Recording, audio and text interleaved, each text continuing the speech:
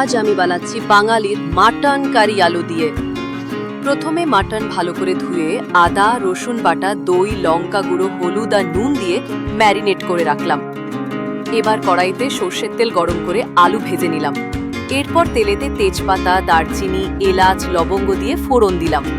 তারপর পেঁয়াজ কুচি দিয়ে লালচে করে ভেজে নিলাম। আদা রসুন বাটা আর টমেটো দিয়ে ভালো করে কষালাম। এবার ম্যারিনেট করা মাটন দিয়ে ঢিমে আঁচে কষতে থাকলাম যতক্ষণ না তেল ছাড়ে। এবার ভাজা আলু দিয়ে দিলাম। গরম জল দিয়ে প্রেসার কুকারে সেদ্ধ করলাম। শেষে গরম মশলা গুঁড়ো আর কাঁচা লঙ্কা দিয়ে সাজিয়ে নিলাম। এইভাবেই তৈরি হলো খাঁটি বাঙালির মাটন কারি। গরম ভাত লুচি বা পরোটার সঙ্গে পরিবেশন করুন। ভিডিওটা ভালো লাগলে একটা লাইক দিন আর সাবস্ক্রাইব করুন @মঞ্জুশ্রী কিচেনকে।